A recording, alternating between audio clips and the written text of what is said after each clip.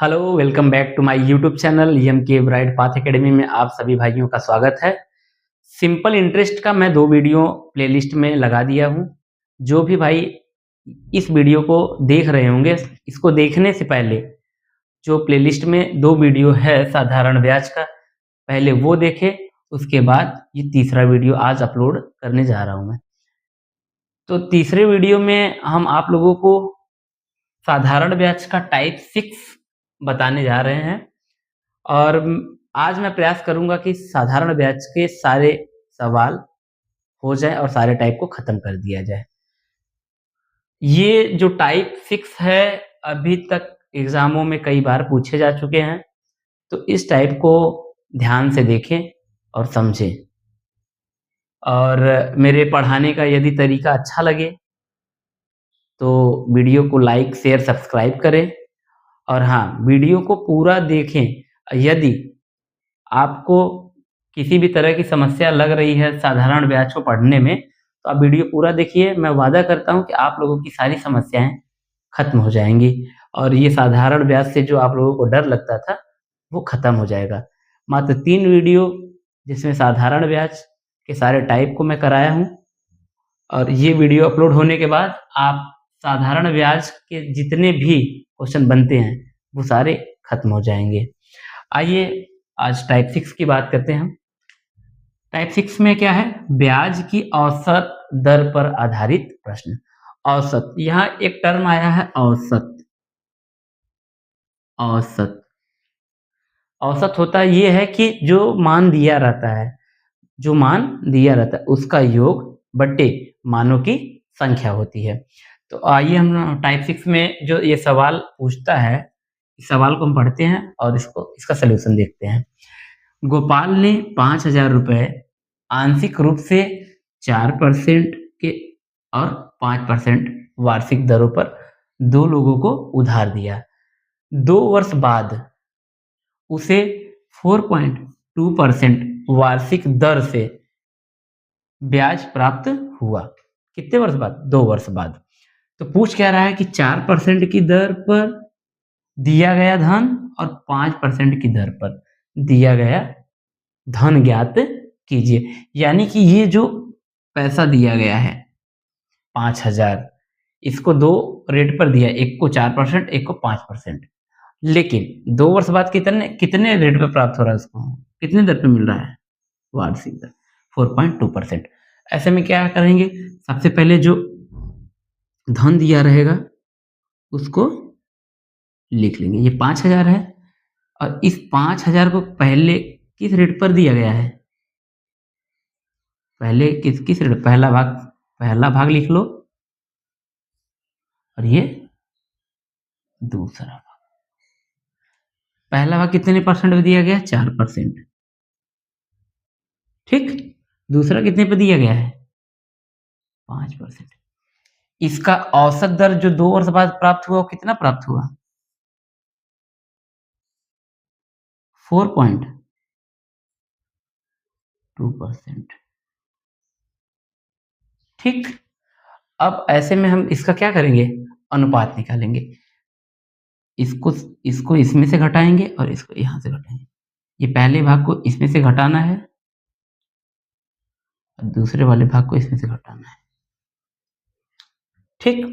तो 4.2% को यदि 5% से हम घटाएंगे तो आएगा 0.8% और 4% को 4.2 में से घटाएंगे तो कितना आएगा? 0.2%। तो 0.8% और 0.2% का जो रेशियो होता है, इधर आइए देखते हैं इसका रेशियो कितना होगा। पहला भाग का रेशियो और दूसरे भाग का रेशियो क्या आएगा? 0.8% रेशियो 0.2%। पॉइंट से पॉइंट आपको क्या हो जाएगा? कैंसिल हो जाएगा। ठीक। और इसको यहां से कट करेंगे तो आ कितना जाएगा? 4.1%। यानी कि ये जो 5,000 रुपया है, ये जो 5,000 है, इसको किस रेशियो में दिया है? एक तो 4 और दूसरा 1। तो इसका जब हम यहाँ से 5,000 में से पूछा क्या है 4% की दर पर पहले जब पूछता है तो पहले भाग को निकालेंगे तो 5,000 का 4 बटे अनुपाती योग। पहले भाग का निकालेंगे 5,000 को 5 से काटेंगे तो 1,000 आएगा और 1,000 का मल्टीप्लाई हम 4 से करेंगे तो कितना आ जाएगा 4,000। ठीक। अब फिर क्या करा 5% की दर पे बोला है 5% की दर पे निकालने के लिए जब आपको 4% की दर पे 4,000 मिल गया तो 5% की दर पे निकालने के लिए 5,000 में से क्या करेंगे 5,000 में से 4,000 को सब्सट्रैक्ट कर लेंगे तो कितना आ जाएगा जो 5% की दर पर दिया रहेगा पैसा वो कितना दिया रहेगा 1,000 रुपये। यानी कि ये हमें क्लियर हो गया कि 4% की दर पे वो 4,000 दिया है और 5% की दर पे 1,000 रुपये दिया है। तो ये रहा आपके ब्याज के औसत दर पर आधारित प्रश्न। तो जो हम आज आप लोगों को बताए हैं इसमें अगर किसी भी तरह का आपको समस्या हो रही है समझने में तो आप ज़रूर हमको कमेंट में बताइएगा। आइए अगला टाइप हम देखते हैं टाइप 7। टाइप 7 जो है साधारण ब्याज का टाइप 7 यानी कि 7वें प्रकार का क्वेश्चन कैसे पूछता है? पूछता है जब ब्याज की कई दरें हो। यानी कि जब हम शुरू में आपको बताए थे जो सिंपल इंटरेस्ट होता है हम यही बताया था ना आपको कि सिंपल इंटरेस्ट बराबर P into R into T upon 100 यही बताए थे। तो इसमें ये ध्यान देने वाली बात ये है कि जो दर है इसमें कितना है एक ही दर है तो हम ये फार्मूला लगाएंगे जब एक दर दिया रहेगा। ठीक। जब कई दरें दे दी हो तो ऐसे में हमको करना क्या है simple interest is equal to simple interest is equal to P. मूलधन वही होगा जो मूलधन है बस टाइम अलग हो जाएगा पैसा सेम होगा किसी पैसे को 3% की दर पर देगा किसी को 4% की दर पर देगा किसी को 5% की दर पर देगा टाइम चेंज रहेगा अलग अलग रहेगा। तो ऐसे में होता क्या है कुछ करना नहीं है P into R1 T1 plus R2 T2 plus R3 T3 plus dot dot जितना दर दिया रहेगा उसका हम मल्टीप्लाई करते जाएंगे अपॉन अपॉन 100। ठीक। कुछ करना नहीं है जो लैंग्वेज दिया है बस उसको पढ़ना है। क्या दिया है सारा सवाल का सल्यूशन इसी लैंग्वेज में रहता है। आप जितने कॉन्सेप्ट के साथ सवाल को पढ़ेंगे सवाल को सॉल्व करने का तरीका उतना अच्छा आपको मिलेगा क्योंकि लैंग्वेज पर ही आधारित होता है। लैंग्वेज पकड़ना जिस दिन आप सीख जाएंगे सवाल करना सीख जाएंगे। देखिए एक व्यक्ति ने बैंक से 8,000 रुपए इस शर्त पर उधार लिया कि पहले 5 वर्ष के लिए 6% अगले 3 वर्षों के लिए 8% तथा इसके बाद 8 वर्षों के लिए कितने वर्षों के लिए 8 वर्षों के लिए 10% वार्षिक साधारण ब्याज लगेगा। ठीक। लेकिन यहां समझने वाली बात है ये वाला जो लाइन ये समझने वाली बात है यदि वह 12 वर्ष के अंत में उधार लौटाए तो कितना ब्याज देना पड़ेगा। अब ध्यान दीजिए पहले तो 5 वर्ष में ये 6% पे दे दिया फिर 3 वर्षों में 8% की दर पे दे दी। ठीक। तो ये 5 वर्ष और 3 वर्ष मिलाकर कितना हुआ 5 ईयर प्लस 3 ईयर ये मिलाकर कितना साल हो गया 8 ईयर। जबकि ये क्या कर रहा है 12 वर्ष के अंत में उधार लौटाए तो जब 8 साल तो ये ऐसे दे दिया 6% पे और 8% पे। अब जो 4 साल बचा है 12 साल में वो दे रहा है जो 4 साल में टाइम बच रहा है वो कितने में दे रहा है 10% की दर पे। लेकिन बहुत सारे बच्चे कंफ्यूजन होके ये चीज़ ना निकाल के ये सीधे मल्टीप्लाई क्या कर देंगे 8, यहीं से उनका आंसर नहीं मिलता है। तो इसको सॉल्व करने के लिए क्या करेंगे, simple interest is equal to मूलधन कितना है 8000,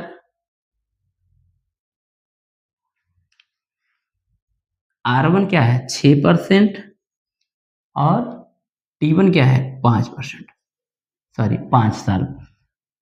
फिर ये कितना है दूसरे के लिए 8% इंटू 3 ईयर।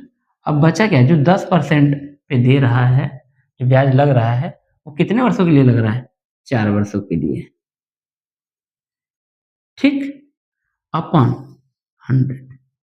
एक लाइन का सवाल है, इतने बड़े सवाल का जो सलूशन है कितने लाइन का है, एक लाइन का है। अब आपको अच्छा मैथ उसी का अच्छा होता है जिसको कैलकुलेशन आता है। आप यहाँ तक कर भी ले जाएं और कैलकुलेशन गलत कर दें तब आपको क्या नंबर मिलेगा, नहीं मिलेगा। तो कैलकुलेशन बहुत जरूरी है। कैलकुलेशन फास्ट करने के लिए सबसे पहले आपको करना होगा कि 1 से 25 तक के रूट को याद करना है, रूट स्क्वायर याद करना है, और 30 तक क्या याद करना है, प्रयास करिए कि 30 तक याद हो जाए। और क्यूब रूट कितना याद करना है, क्यूब रूट याद करना है आपको 20 तक। ये इतना याद रहेगा और 20 तक आपको पहाड़ा आना चाहिए, टेबल 20 तक आना चाहिए, तब आपका सब सवाल सही लगेगा, कैलकुलेशन आपकी गलत नहीं होगी। अब ये देखो 2 जीरो से cancel, simple interest is equal to 80 into 6 का मल्टीप्लाई 5 में करेंगे तो 30 आएगा, प्लस 8 का मल्टीप्लाई 3 में करेंगे तो कितना आएगा 24, प्लस और 10 का मल्टीप्लाई 4 में करेंगे तो 40। अब इसको ऐड कर लेंगे कितना आएगा 40 20 64 और 30 94, ठीक, 80 इंटू 94। अब इसका मल्टीप्लाई हम करेंगे 8 का इसमें 8 चौक 32 के 2 8 9 72, अब 72 3 75, यानी कि इतना जो है इंटरेस्ट उसको इतने रुपए का देना पड़ेगा। तो आपको कैलकुलेशन आना चाहिए, कैलकुलेशन जिसको नहीं आता है तो वो कैलकुलेशन करना सीख ले, क्योंकि मैथ के लिए कैलकुलेशन ही बेस्ट है। मैथ में कुछ नहीं है, मैथ में सबसे पहले तो आपको जोड़ आना चाहिए, मल्टीप्लाई करने आना चाहिए, डिवाइड करने आना चाहिए और सब्सट्रैक्ट करने आना चाहिए, घटाना चाहिए। तो आपका मैथ फार्मूला पे रखने के बाद कभी गलत नहीं होगा। आइए बात करते हैं, हम टाइप 8 की बात करते हैं। अब करने चल रहे हैं टाइप 8 पे। टाइप 8 पे जो है क्वेश्चन कैसे पूछता है, क्वेश्चन ऐसे दिया रहेगा, जब कोई धन T1 वर्ष में अपने का N1 गुना और T2 वर्ष में अपने का N2 गुना हो जाए, ठीक है। तो ऐसे में हम क्या करेंगे, ये फार्मूला है इसका, T1 अपॉन T2 जो टाइम दिया रहेगा, पहला टाइम दिया रहेगा उसको दूसरे टाइम से क्या करेंगे डिवाइड करेंगे, इज इक्वल टू जो N1 दिया होगा उसमें से -1 करेंगे और जो N2 दिया रहेगा उसमें से -1 करेंगे। साधारण ब्याज को अच्छे से समझने के लिए आपको जो मेरे प्लेलिस्ट में पड़ी हुई वीडियो है उन दोनों को देखने के बाद ये तीसरा वीडियो आप लोग देखिएगा। मैं आप लोगों को आश्वस्त कर रहा हूं कि आज के बाद साधारण ब्याज का कोई क्वेश्चन छूटेगा नहीं, यदि आप ये मेरा 3 वीडियो देख लिए तो, ठीक। आइए सवाल देखते हैं। एक धनराशि 20 वर्ष में, कितने 20 वर्ष में अपने की कितनी हो जाती है 2 गुनी हो जाती है, वह कितने वर्षों में अपने की 4 गुनी हो जाएगी। यानी क्या पूछ रहा है, T2 पूछ रहा है कितने, T1 दे रखा है, T2 पूछ रहा है। तो देखिए T1 कितना दिया है, फार्मूला क्या बताए थे, T1 upon T2 is equal to N1 minus 1 upon N2 minus 1, ठीक। आइए इसमें पुट करते हैं, T1 कितना है 20, T2 पूछ रहा है कितने वर्षों में ये अपने का 4 गुनी हो जाएगी। तो N1 क्या दे रखा है 2 गुना यानी 2 माइनस 1 अपॉन N2 कितना दे रखा है 4, 4 माइनस 1। अब इसको क्या करेंगे सॉल्व करेंगे।